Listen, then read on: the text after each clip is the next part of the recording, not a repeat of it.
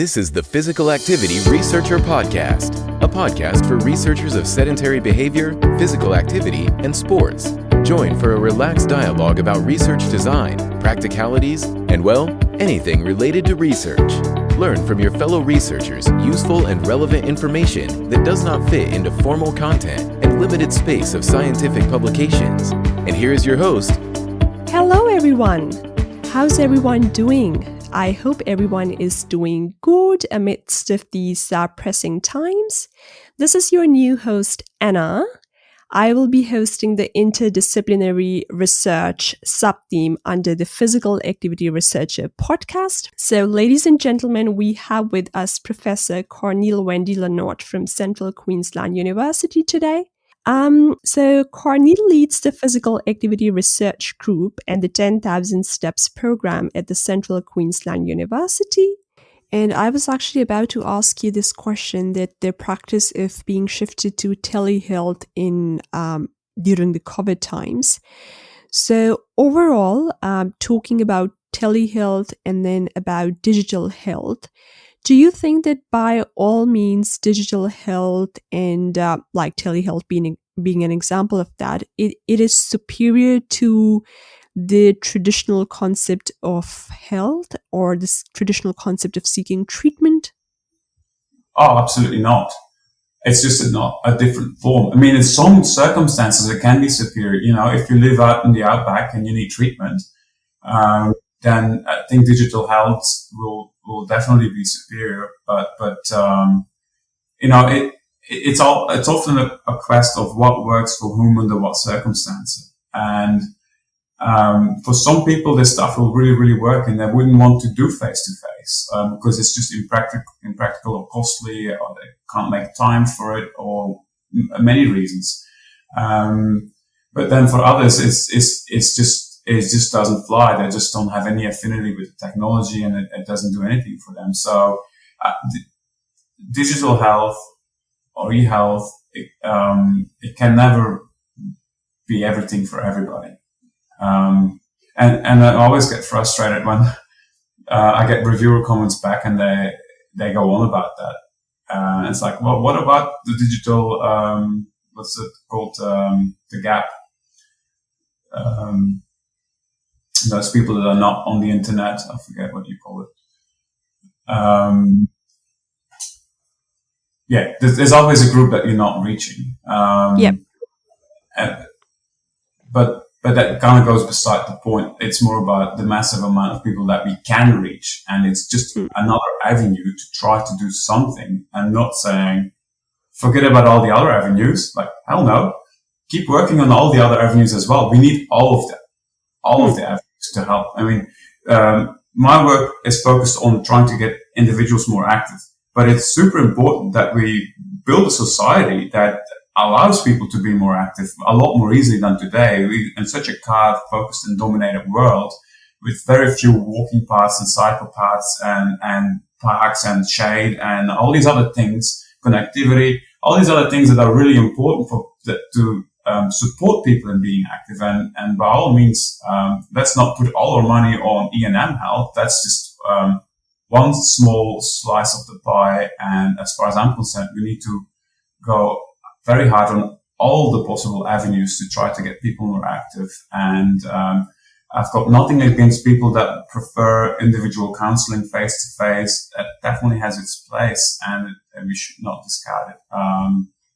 But obviously, I'm very focused on trying to make this avenue more effective. So it's not about superiority; it's about alternatives. We need to develop some sort of a matrix. That there's an option there for everybody, no matter what their circumstances are. And that's currently not happening. And I should also point out, though, that, you know, despite the criticism that you often get, but what about those groups that you're not reaching? Well, the opposite has also happened. The internet has also allowed us to reach groups that otherwise we could never reach. For example, people with a rare disease. They find themselves in self-help groups. You know, they start Facebook groups or blogs or whatever it is, and they find each other online. Whereas before, the internet revolution, they were completely isolated because, if you have a disease that only hits 1 in every 10,000 people, it's going to be very hard to find others with your disease. Well, thanks to the online world, those people can now find each other, form groups, become more assertive, and also as a researcher, you can then tap into those groups if that's your target population. That's where you can find these people, and often they're very keen to participate in research. Whereas prior to the internet, you would have no chance whatsoever in finding enough people for your study. Definitely. It's just that it's not a one-size-fits-all approach. So what works for some people may not work for the rest of the people. Exactly. But yeah, as long as it is working for some people and is advantageous for them, I think that's the point. All right. We have talked about the past, present, and future of the digital interventions in digital health, and you threw light on the web app and tracker-based interventions, and then we covered so many points. Would you now like to tell us about the 10,000 Steps program that you took up when you moved to Australia? Sure. 10,000 Steps is a bit of a special one. I'm leading the 10,000 Steps program here at the Central Queensland University. I've been doing that since 2014 or something, so it's been a while. But it was there a long time before I got here. Okay. So it started back in 2001 with a bunch of researchers from UQ and Central Queensland University that got together and had this great idea. And so I know for sure the lead investigator was Wendy Brown. And it started as a whole of community sort of intervention where the idea was to hit people with the 10,000 Steps concept here in Rockhampton everywhere they went, basically, because we had the local media on board, we had the GPs on board, we had the university, we had Heart Foundation, Sports Medicine Australia, the supermarkets were in on it. It was really everywhere around. The council was on board and created all these walkways. So it was really everywhere you went in Rockhampton. You couldn't avoid the 10,000 Steps program. And so that was the whole concept of a whole of community intervention. And then, for the initial research study, Mackay, a couple of 100 kilometers up north, was the comparison city where none of the 10,000 Steps, actions were happening. And they had the separate local media, so they wouldn't get too much, contamination. And so the whole idea was let's go really hard in Rockhampton with 10,000 Steps and then see to what extent it improves, their physical activity, and then compare that to, Mackay where no promotion happened. Okay. And it was a big success, basically. It was very successful. People loved it. People still love the 10,000 Steps concept a lot. Because the initial research project was only a 2-year project. But the state government loved the outcomes so much that said, we're going to continue to fund your project. Mind you, I was not involved at that stage at all. Our first learned of the program when Wendy Brown did a presentation in Ghent. She was traveling around the world, and that's where I met her for the first time, and she was talking about 10,000 Steps. Little did I know that so many years later, I would actually be leading that program. Brilliant. Yeah, small world. But yeah, and so when the state government then came to the party with more funding, they said, we want you to roll this out in all of Queensland, but with lesser money than we gave you for the original project. And so that basically meant a massive shift in how the program was implemented, because how can you reach a lot of people with very little money? We had to go digital. I would say by using the royal we. So I wasn't involved. So basically that's where the whole web-based approach started was after the initial whole of community type intervention, where the focus was really very strongly on the digital side of things to try to reach more people, and it's worked really well, and that the program has continued to evolve. So this year will be our 20th year that 10,000 Steps has been around, and when smartphones and apps became a thing, we developed an app. I think we're currently at the fourth version of the website. And we offer new features in that website just to keep people engaged and keep coming back. We create challenges. So I suppose that's part of the sort of gamification with these challenges, workplace challenges or individual challenges. So there's some sort of either internal competition or competition with your teammates or workmates or whatever it is, to try to get to 10,000 steps a day. And so we are now very close to having nearly 500,000 people using the 10,000 Steps program since we started tracking it. Okay. We had I think over 17,000 organizations signing up to implement a workplace challenge or something like that. And I think I need to check the website. Over 250 billion steps logged on the website. Every day, people log about 40 million steps. And program was immensely popular during the first lockdown, the first COVID lockdown, where our website went crazy, basically. The engagement with the program quadrupled. Since April or so, we've signed up 60,000 people. It's been going crazy, but it's good. Love it. And the beauty of it all is that because it's totally web and app-based program, we could actually cope with that demand, and scaling up wasn't really much of an issue. The infrastructure was there to handle it. That's 10,000 steps. For most sedentary behaviour and physical activity researchers, collecting the research data is one of the most frustrating steps of a project. Introducing Fibion Sense Motion, the beginning of a new era.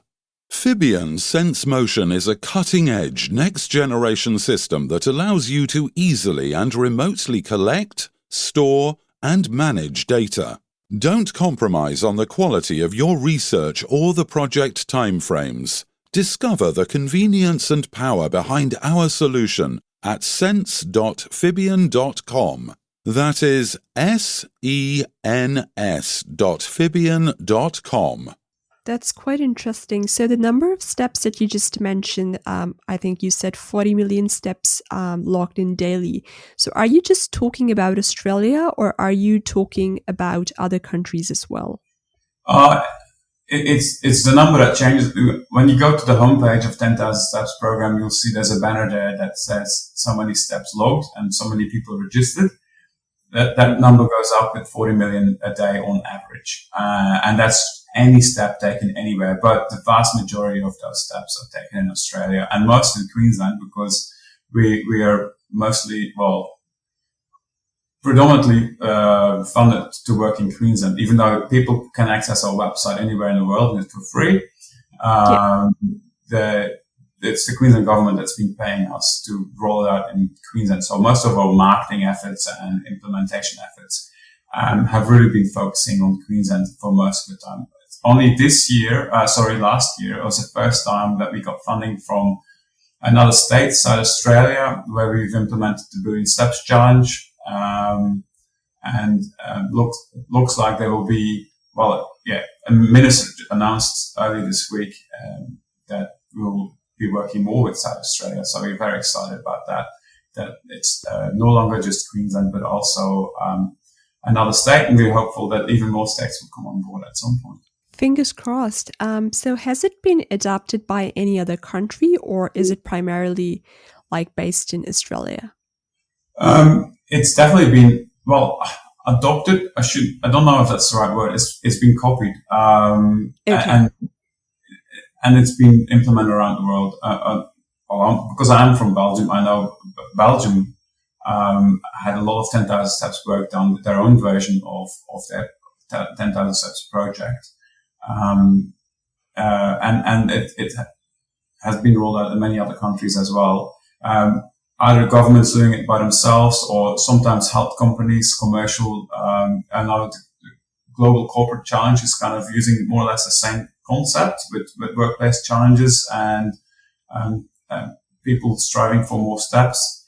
So it's not always called 10,000 steps, as the other names have been used for it, but it's the same concept basically that's been adapted and promoted and disseminated. So, I think as far as I know, the project that Wendy Brown and her colleagues came up with at the time, that was the first, they were the first to come up with that concept. And it's a concept that's been copied around the world. Right. So under the 10,000 steps, like, is it for everyone? Does it have any challenges or any tasks that need to be done? Or is it just simple that you just have to walk as many steps as you can with the target of 10,000 steps a day? Could you throw some light on that as well? Yeah, so it takes about 10 minutes to do 1,000 steps. And so it means if you want to do 10,000, that's a lot of minutes per day. When the recommendation is to do about 30 minutes of moderate to vigorous physical activity per day. Yeah. But of course, just by being alive and awake, you will start taking up steps. You make breakfast in the kitchen, you vacuum around the house, you do some garden work. Whatever you do, you will be collecting steps. So everybody will have a baseline steps, even if they're not trying. And so they are incorporated in that 10,000 steps number per day. And so for everybody, the main idea is to, before they really try and become more active and increase their steps, is to assess their baseline. What's my baseline? How many steps am I doing every day? Yeah. And there will be a fair bit of variety. It will differ for people that have office jobs or people that do labor. There may be a great variation there. And and therefore, for some people, it will be very easy to get to 10,000. Some may well already be there without trying. And for others, it will be extremely hard, because they have a much bigger gap to bridge. So the concept of 10,000, it is a bit of a marketing slogan. It's catchy. People understand it. It's challenging. It's, it's motivating people to really give it a hard go. But it's, for us, the thing is, and this is a byline of our program, it's every step counts. And so if you don't get to 10,000, that's not the end of the world. It's people need to tailor that goal for themselves. And for some, it will be more than 10,000. For some, it will be less than 10,000. So we are already very happy if people add 2,000 or 3,000 steps a day above their baseline, because that's already about 30 minutes of activity. Yeah. And that may not mean that you meet 10,000 steps, but it still makes a lot of difference. And the research is fully, backs this up. There's more and more research coming out that for every 1,000 steps that you take a day, your mortality rate goes down, I think it was 6% or something. And there's a fair few studies that demonstrate the health impacts of walking. And the more you do it, the more you walk on a day, the better it is for your health. And 10,000 steps is in a way just an arbitrary number, but it's a catchy one. It motivates people, and we've been running with it all along. But it's it will be different for everybody. So why would people log in the steps? Like, is there any incentive for them? Well, I would say because it's a great program. It's easy to use. It's user friendly, and it would put everything on the same page for them, and it's you can use it in many different ways. The program syncs with Fitbits and with Garmin's, but you can continue to use the old-fashioned pedometers. And you can use it on a desktop. You can use it via an app. So whatever works for people. We try to make it easy for people to use the program. And, the two most important components of the program are self-monitoring. Just the fact that you start looking at how active you are will help people to become more active, and goal setting. Your goals need to be, I suppose, a typical SMART goal. They need to be somewhat ambitious, and challenging, but still doable, and they need to be measurable, and all of these other things. And all that sort of thing is very easy with the 10,000 steps concept. The step is the simplest unit of activity, and it's very easy to measure. Unlike moderate physical activity or vigorous physical activity, it's a whole lot more complex concept. It's a lot harder to measure. A step is very easy to measure. And so therefore it gives people really clear feedback on how they are going, how they're progressing against their goals. Are they making progress? Are they stagnating or not? And then we bring in these more social components with challenges, mostly implemented through workplaces with groups of people challenge each other. We now also have what we call a health challenge. And they're like the super duper uber big challenges where entire workplaces or health organizations challenge each other. We had, for example, a health challenge with 20 universities involved, and all striving to be the university with the most steps within a certain time frame. We had health and hospital service of, I think Mackay versus Central Queensland, for example, where all the people that work in these hospitals and health services were competing against each other. So it's that gamification element that is also attractive for people, I think. Okay, sounds good. Well, do you have anything else to say? Not directly. Because I think I had a list of questions with me, and you have amicably answered all my questions, and you have provided such a deep insight into the various concepts pertaining to physical activity, particularly digital health. We talked about web and app and tracker based interventions, and about the past, present, and future of digital health. And then you were kind enough to give us time and throw light on the 10,000 Steps program as well, which it seems is a big success. So if you don't have anything else to add or say, I would like to call it a day. And thank you so much for your time and for your energy. It was absolutely great talking to you. And I'm sure that as I have benefited from this conversation with you, when the episode becomes available and the audience listens to this episode, they will be able to benefit as well. Yeah, thank you. Thanks for inviting me. It's been a pleasure talking to you. And maybe just for closing, if anyone listening is interested to learn more or talk to me about any of this stuff, more than welcome. I'm always happy to talk to people. And maybe, I don't know if this will get posted with an email address or anything like that, but people are more than welcome to contact me, and I'm always happy to talk to people. Absolutely. And this is a message for the audience from me that whatever Corneel just said, I'm a witness to this thing, that he is always really happy and passionate to talk about research.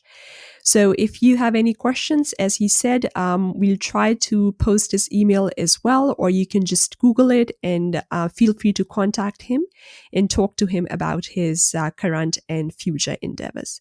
Thank you very much, Corneel. Have a lovely rest of the evening. Bye-bye. My pleasure. Thank you. Bye. Thanks for joining us this week on Physical Activity Researcher Podcast. If you like the show, make sure you never miss an episode by subscribing or following the show on Twitter. This podcast is made possible by listeners like you. Thank you for your support. If you found value in the show, we would really appreciate a rating on Apple Podcasts or whichever app you're using. Or if you would, in a real old school way, simply tell a friend about the show. It would be a great help for us. We have a fantastic lineup of guests for forthcoming episodes, so be sure to tune in. Thank you all for your support and have a great day.